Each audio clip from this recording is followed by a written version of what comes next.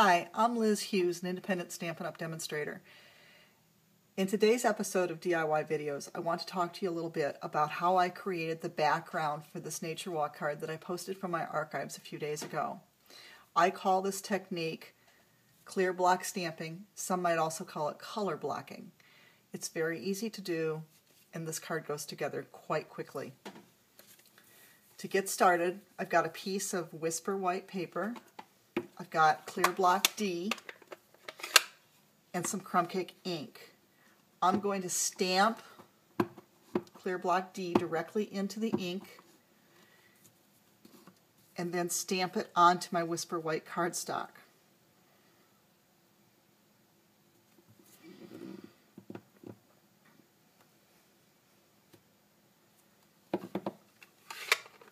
Colors will soften as the ink dries, and no two are going to be alike. Next, I'm going to stamp the bird. I use Jet Black StazOn. It's my favorite black because the colors don't run, and I can watercolor. It's just great ink, and it smells good too, so that's an added benefit. I stamp the bird so that his little feet are in the block, because I'm sort of using that color block to hold all of the elements of the Nature Walk set together. Then I'm going to stamp using Baja Breeze, the butterfly. And he's just sort of going to zoom on in here.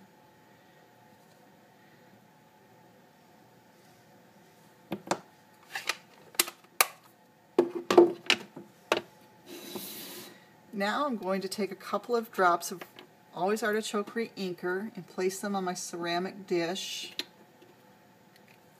It washes up in my sink quite nicely, so I use a lot for this sort of technique. A couple drops of Baja Breeze.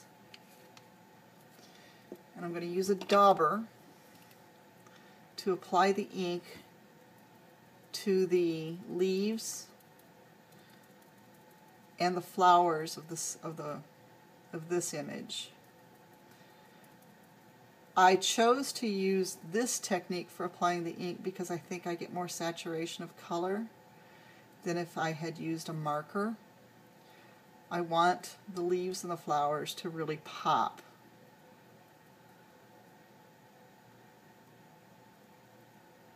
Make sure you get the stems so that the flowers aren't just sort of floating around in midair.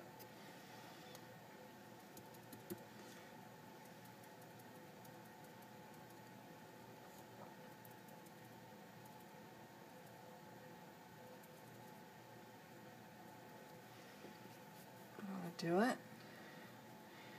And now I'm going to stamp the flowers.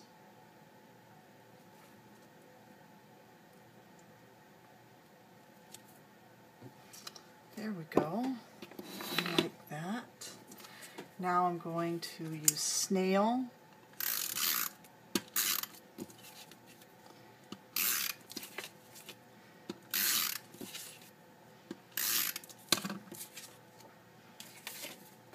Adhere this to my piece of basic black.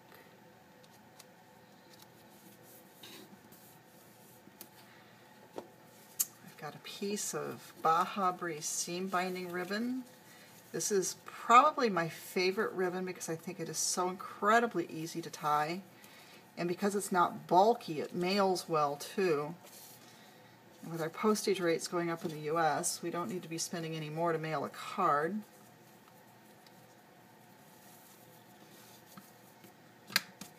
This is the first time I've tied a bow on a video, or a knot on a video, so I'm not fond of that one. I'm kind of doing this the funky way. I always, for some reason, turn my cards at an angle to tie, and I get better results when I do that. I don't know why, but it's true. See? That looks much better. Odd, isn't it?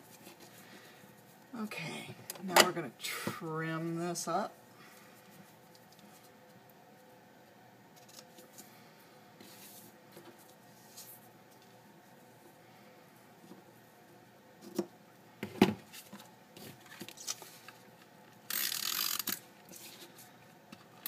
snail.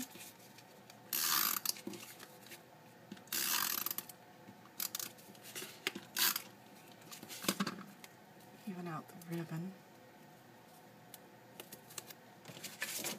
And snail it to the card base.